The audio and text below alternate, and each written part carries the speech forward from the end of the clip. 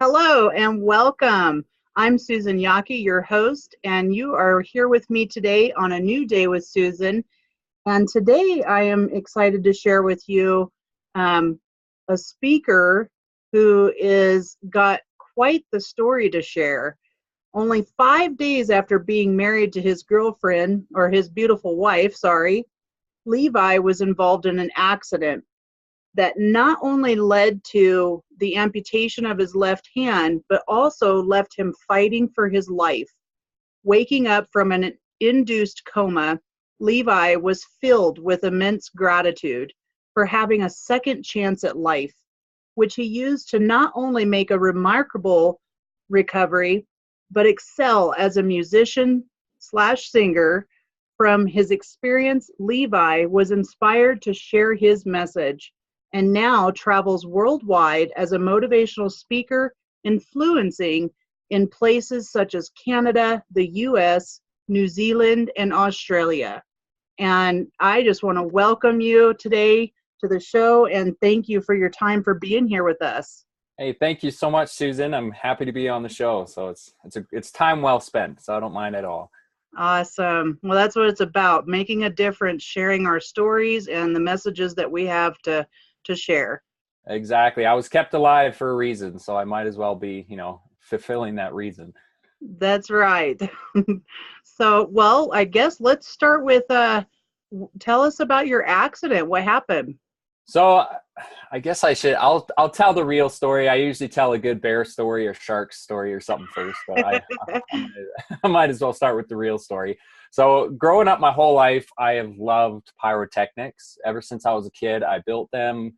And I was considering going into demolition or special effects as a career because I have this fascination with them, the science behind them, mixing chemicals together to create, this powerful force. And of course, I started getting into the more heavier stuff and making more powerful explosives and different things. And my wife and I, we got married on a Friday, and then 5 days after, so on the following Wednesday, we were kind of celebrating with some family. My nephew was just being adopted, so we were having this big dinner celebration for him. It was my parents' anniversary, and then it was Wow. also a few of my niece's birthdays. So it was like a huge day. Everyone's enjoying themselves, having a lot of fun. And just outside of the town which I live, there's these two abandoned train bridges that you can jump off into the reservoir. And my brother gets this bright idea, and he says, "Hey, why don't we get some of the family and let's go out to these bridges?" And I was thinking, yeah. And then this light bulb went off in my head, because I had been planning on building this waterproof explosive, which you throw into the water. And then when it went off, it was just like Old Faithful, where it would shoot this huge geyser of water up, and it would be so cool. So I was thinking, yeah, let's get this all together. I can go show off the family. They'll love it, kind of like a pyrotechnic display. And I was gathering the stuff together, and I realized that the stores were closed, so I couldn't buy the cables that I needed to do like a electric detonation, which means that I would lower it into the water and then put the cables to a battery, which would set it off, which is the safest. But because I had become so comfortable with this stuff, I got complacent, and I just thought, well, if I get a really long burning fuse for my blast cap and toss it in with my explosive, it'll give me plenty of time to screw on the lid and throw it in the water, like 2 minutes burn time. I'm like, oh, it's all good. And so we get out to the spot. It's literally in the middle of nowhere. You have to take a dirt road to get to it. And my family, they're all standing up on the bridge. I get down to the plane where the water is and everything, and I start getting this explosive ready. And I tell my brother, I say, all right, Nephi, start the camera. So he starts filming. I light my fuse, I toss it at the container, I screw on the lid, and just as the lid gets screwed on, boom, it goes off. And so Oh, it's 2.5 pounds worth of this explosive. It was really, really powerful. And what had happened is, since I had such a long fuse and I had thrown it into a small container, it obviously crossed itself off somewhere lower and set itself off early, which is it's so apparent now how stupid it was and how obvious it was. But in the moment, when you become complacent, you don't really yeah. understand, right? And so it went off, and I just remember thinking, okay, I have to be dead. There's no way I just survived that. And I just remember hearing this ringing noise and feeling like I got hit by a truck. And I hear all this screaming from my family up on the bridge, because all they could see was a big cloud of smoke. They didn't know if I was alive or dead. And I finally realized, wait a minute, I'm alive. And so I look over and my left hand is gone. There's nothing left. Wow. And the blast actually was so powerful, it blew my clothes right off and peppered me with shrapnel. Couldn't see out of my one eye. The crazy thing is that we got it all on film, right? And so there's a huge miracle that happened. So I was kind of crouched over the explosive when it went off. And so it should have gone up, because explosives take the path of least resistance, and it goes up and out every time. And instead of going up and taking off my head like it should have, it looks like there's a force field in front of me, and the blast gets pushed out and away from me, which is just miraculous. I mean, I have my own personal beliefs about it, but I believe there were some serious angels there protecting me that day, because it was amazing. And then I had to actually, my family tried to carry me, wasn't happening because I was covered in blood and everything. So I actually had to crawl up this bank and then walk across this huge train bridge that has all the trusses to get to the truck to take me to the ambulance. And I was blind by the time I got to the bridge. I had so much blood in my eyes, I couldn't see anything. And I just threw my arms around my sisters and just started walking on faith to get across the bridge. And I didn't stumble, I didn't trip, fall, or anything. It was just miraculous how I was able to just walk across that like it was nothing wrong with me. So it was pretty amazing. And I get to the truck. Well, my brother was backing up the truck onto the bridge, and he had the tailgate down so I could roll into it. And to add a little insult to injury, he kind of, hit me with the tailgate a little bit. But a lot of adrenaline was going on at this point. Oh, so, yeah, I bet. Yeah. And so I roll into the box of the truck, and we take off to meet up with the ambulance. And, I looking at myself, and I asked my wife, I said, Amy, do I still have my face? Is my face still there? And she says, yes, you still have your face. And then, I asked her, I said, Amy, are we still going to be able to have kids? In, that's a little watered down version, but she says, yes, everything looks good down there. You're good. And then I thought I was going to die. I mean, I was in rough shape. And so I told my wife, I said, Amy, I want you to know that I don't think I'm going to make it. You have my blessing to be remarried. I don't want you going the rest of your life not knowing if I would be okay with it, and because I was just trying to get everything off my shoulders that I could and just let her know to be at peace. And being there, she is an amazing woman. She says, Levi, what are you talking about? You're not going anywhere. You have so much more in this life to do. You're not going anywhere. And then we, prayed together, and it's just miracle after miracle. But the last thing that I remember was I was in the hospital, and the doctors were trying to get everything situated and trying to get me stabilized. And in my religion, we do these things called blessings. And my father, basically, it's a prayer on your behalf. And my father was giving me this blessing. And I remember him saying, Levi, God wants you to know that this is just going to be a trial in your life and that you're going to pull through. And as soon as he said that, all of a sudden, all my pain and everything left. And I just remember feeling like I was floating, just surrounded by white. And I've read a lot of books on near-death experiences and stuff, and this is exactly what it describes. So I thought, this is it. I'm dying. I'm passing over, and my life is now ceasing to exist. And I let myself go because I was thinking of all that pain and everything that I was leaving behind, and I just let myself go. And I said, all right, well, I'm accepting what's happening now.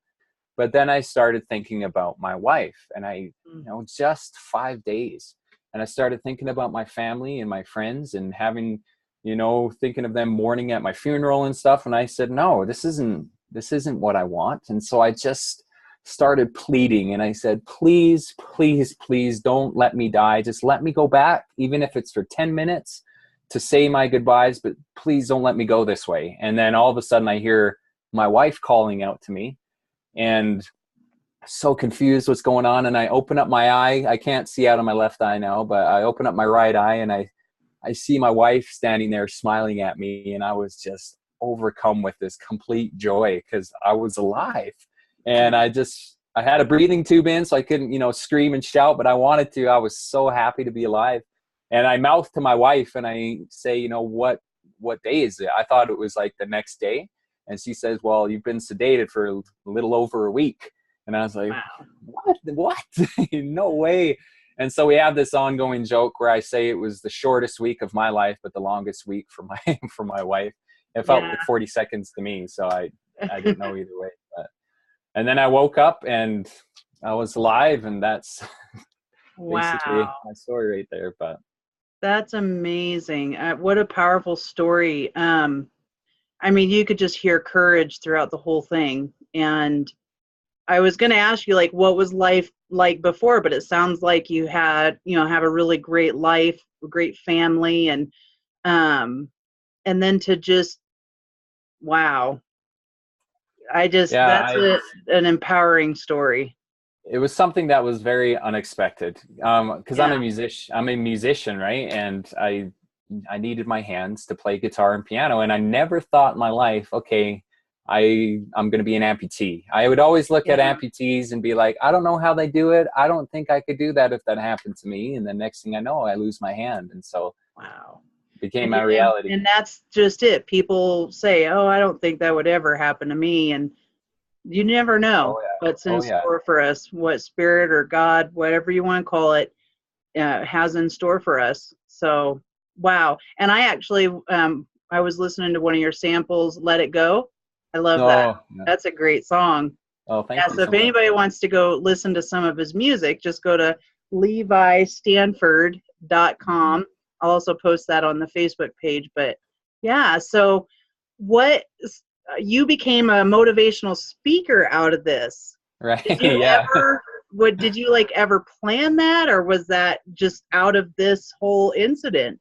It came from the incident. If you would have asked me before my accident for a motivational speaker that I like, I wouldn't have been able to give you any names. I had never ever delved into the world of, personal development or anything. Wow. But it's funny because the music that I wrote before my accident was all motivational. I Yeah. always focused on my lyrics being able to inspire.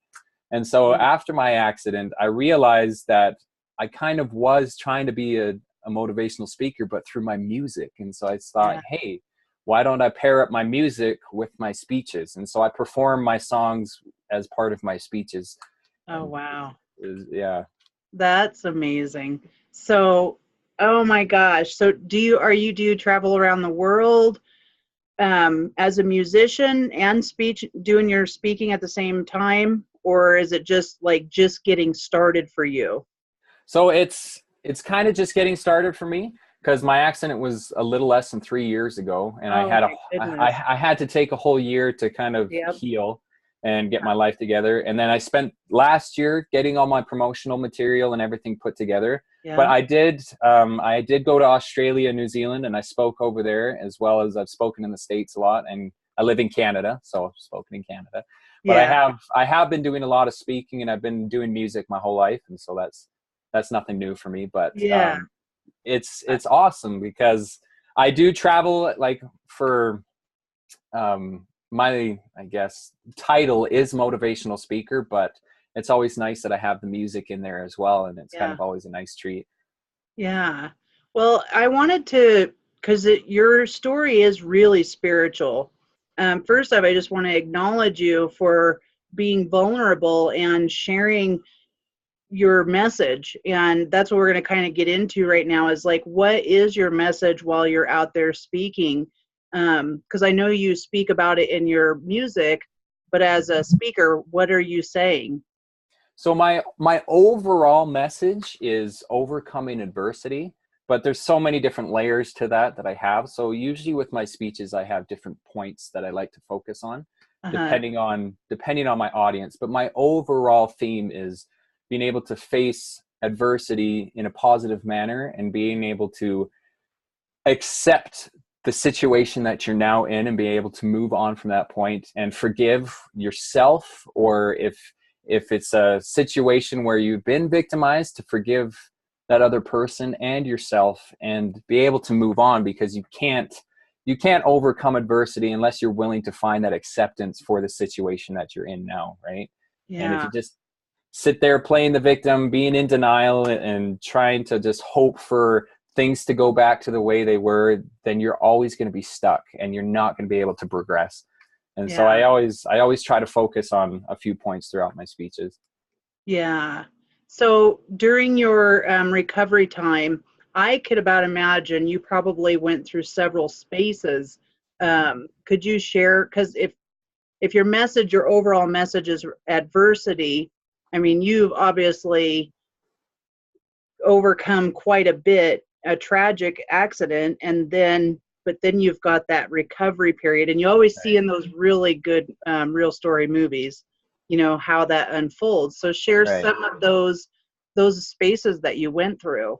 Yeah, for sure. So I'd woken up, I guess one of the lowest point for me in my recovery was actually the first night I spent alone in the ICU. So my family, I had just woken up and I was having this huge rush from finding out I'm alive, I'm seeing my family again, you know, talking to my wife, and I'm just on this huge high, right? Just Yeah. felt like I was reborn essentially. And then, of course, visiting hours are over, so my family leaves, and then here I am in the ICU all alone. And actually, I had a brother-in-law about, let's say, about 7 or 8 years ago who passed away. He overdosed on Oxycontin. He Mm. broke his back, got hooked on it from prescriptions, Oh, and in and out of treatment centers, and so he overdosed. And because of that, I was really afraid to take pain medication, like heavy yeah. pain medication, because Yeah. I didn't understand that if your body's in pain, you need it to help you heal. You don't get addicted to it. That's only if you take it recreationally or for a Yeah. long extended period. And I didn't understand that. So when the nurses would come into my room and say, "Hey, what's your pain level at? Do you need anything else?" I would be like, "I'm a 3. You're good. You know, I'm Oh, chilling." no. But I was like 15, like, you know, in so much pain. And then they would leave. And so I was there. I didn't sleep all night. And I remember it was probably about 4 in the morning. I just started beating myself up. And I was like, Oh, "Levi, you idiot. Look what you've done to yourself." And that's the thing. I did it to myself. I didn't have anyone else I could blame. And I yeah. said, "You're such a moron. Was it worth it? So you wanted to show off a big splash, and now you don't have a hand. Like, how are you going to play piano? How Mm. are you going to do all those things you wanted to do?" And I just remember beating myself up so much, Yeah. and I got pretty low. And then I just had this feeling come over me. And once again, I think it was a spiritual moment, but it said, "Levi, what are you complaining about? You you don't have your left hand, but you have a right hand. You know, you can't see or hear right now, but you can still see and you still have some hearing. You may be having a hard time breathing, but guess what? You're breathing. You're alive. What? Yeah. You should be dead. Like, what do you have to complain about?" And I looked at that and I said, "You know what? It's absolutely right. I am so blessed right now." And I decided from that moment on to change my focus when I was getting down on myself, to stop, take a moment to just look at all the blessings that I do have in my life, look at all the positive things that is going on. Yeah. And that helped me immensely through my healing process, because there were a lot of times where I had to learn how to eat again because my right hand was messed up. I mean, you can see it, but I have a huge scar all over my Oh, forearm yeah. here. Yeah, I Yeah, see it that. got right down to the tendons and stuff. So when I put a Yeah. skin graft on there, I couldn't move my hand at all. And so Oh, I had to sit there days and days of just stretching and stretching to get basic mobility back. And I still can't feel some of my fingers on my hands because of nerve damage, but yeah. small price to pay. Yeah. And there's a lot of times where I would get frustrated with myself, but I had to stop and just think, "Levi, your life, this is what your life is now. And there's no sense getting upset about it. Focus on what Mm. you, on your blessings, focus on what you can control," right? Because Yeah. when I was getting mad at myself, I was focused on the fact that I had no hand. But I'm not like, you know, Hugh Jackman as Wolverine. I'm not going to have a little baby hand sporting out of here, you know, in a couple weeks. Mhm. It was beyond my control. And if Yeah. I just focus on those things that I can't control, I'm just going to be upset because it's out of my hands. So I just focused on being able to stretch and heal and get myself back up to where Oh, I need to be. And wow. it's a lot of work. I mean, it's a lot of people will say, "Oh, just, you know, just change your thought, just do this," and it's so easy. And it's absolutely not. Yeah, Um, it's not. it's hard to apply into your life at first, but Yeah. once you make it that habit, then it becomes easy. And it's Right. just getting over that hump. and making it a habit that is hard. But after that, it does become easy. So when was the moment, like, it just shifted for you when you realized, like, I have a choice in this? Because it sounds like you kind of, through that process of your healing, it shifted where you're like, that soft voice said, hey, what do you got to complain about? Like, you're still breathing. And like, it sounded like that was kind of a moment of shift. But when was your moment where it shifted from, like, I don't know, like maybe let me think of my question here. It was like a moment of shift where, like, it propelled you out of that thinking, because we get stuck in that pattern, and it, like you said, it can bring us down, or it can propel you. Right. When was it for you? I think that moment it really depends on the person. For me, because I am a really religious and spiritual person, that moment actually happened that night that I was beating myself up. I had gotten really low, and I started to pray, and I said, why is this happening to me, God? Like, what is going on? And I felt the answer. What are you complaining about? Life is good, Levi, focus on it, right? But for other people who aren't religious, that might be a speaker or something that they hear, right? So they might be beating themselves up, and then they might hear something on the radio that just clicks with them, right? But for me, it was in that moment I was praying, and I feel like I got that answer. But God. yeah, seriously. And I know, and it's kind of a different situation because I thought I had died. And so I was so filled with gratitude that once that had switched for me, I never fell that low again, because it was like I would see the sunset and I would start bawling because I'm like, I never thought I would see that again, right? Or something like that would happen, and I would just become an emotional wreck because I was so happy that I had this opportunity again to experience these things. When I was finally able to go outside for the first time, I remember just laying in the grass and just crying, and my wife was like, what are you doing? I'm like, I never thought I would feel grass again. Like, and so once I had that switch, the gratitude was so strong for me that I never fell back again until I got released from the hospital. I did have some low moments after that, but nothing like that initial one. That I know my mind keeps going back to when you were like, oh, I'm a 3, and you're like getting to that 15, and my gosh, I couldn't imagine. Wow. I mean, that's a whole nother story in itself, the opiate mess, and what people are going through with that. And I'm sorry for your loss. You have like a lot of messages, and that's why I can see why you have one big broad message. Right. But you can, through the healing, you have, facing adversity, taking responsibility for, like, you are the cause of what happened. Right. Then you're learning, like, the mindset aspect of things, where it's like, the whole mind chatter thing. And then, wow. And then having joy and gratitude. Yeah, that's such a powerful message that people really could learn a lot from. And I don't think it matters what you're dealing with. Some unfortunate, like, accidents like yours are unfortunate, and they can be eye openers. But they don't have to go that far. Right. They could practice this stuff now, being grateful every day. I mean, when I wake up in the morning, I'm grateful for my heart, and that I'm blessed again another day, and then I get to breathe, and just everything. I'm grateful for my husband. The more gratitude, and then you're contributing to our world, and what a precious gift. So it's weird because I do look at what happened to me as a gift. I didn't think so in the moment, but I started to notice in the hospital, because of my positive attitude, started having a positive impact on other people that were going through a healing process as well. I started to see them smile when I was cracking jokes, and I was actually in rehab once trying to do exercises, and they have this massager that I was using to massage my stump to get it more desensitized. And Yeah.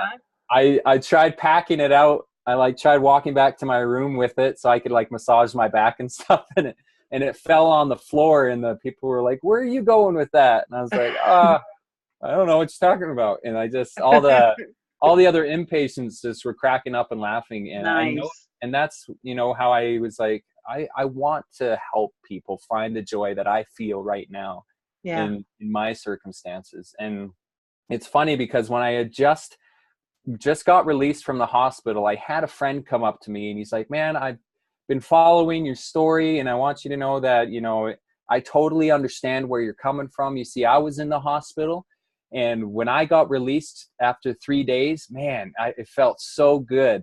And I remember in that moment being like, 3 days, huh? Like, oh yeah, but then I realized what happened to me on the outside appeared a lot worse than his. Emotionally, we technically are at the same level because Yeah.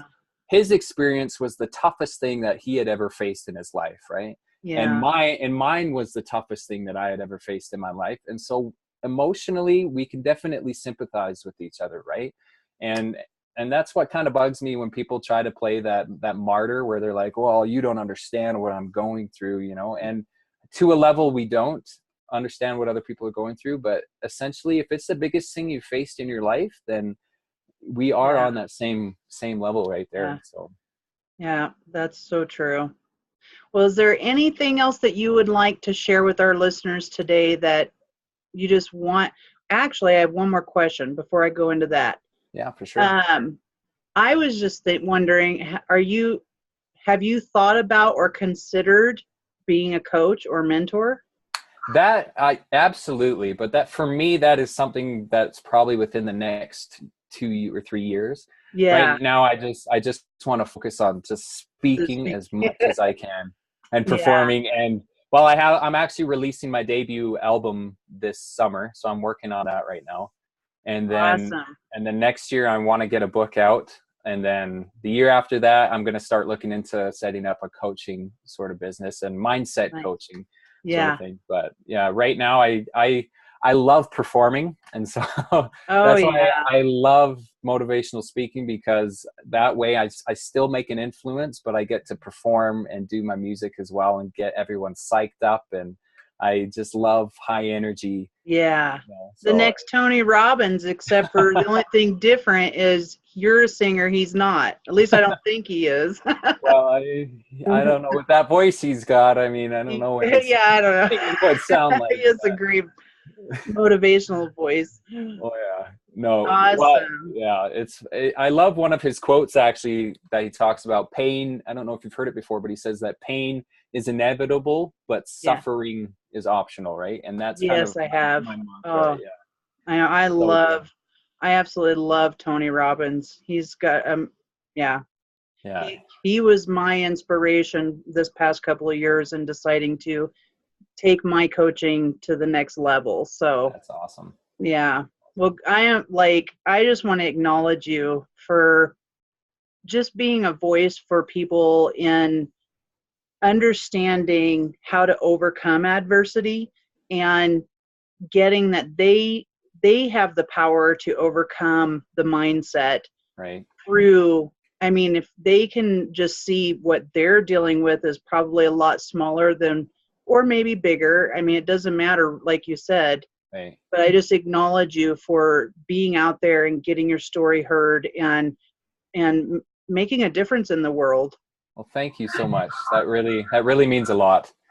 It's Yeah. I knew when I woke up and I was alive that I was essentially saved for a reason, and this is the reason I have found is for me. And so I'm definitely trying to fulfill that, and it's been going great, and I'm loving it. Awesome.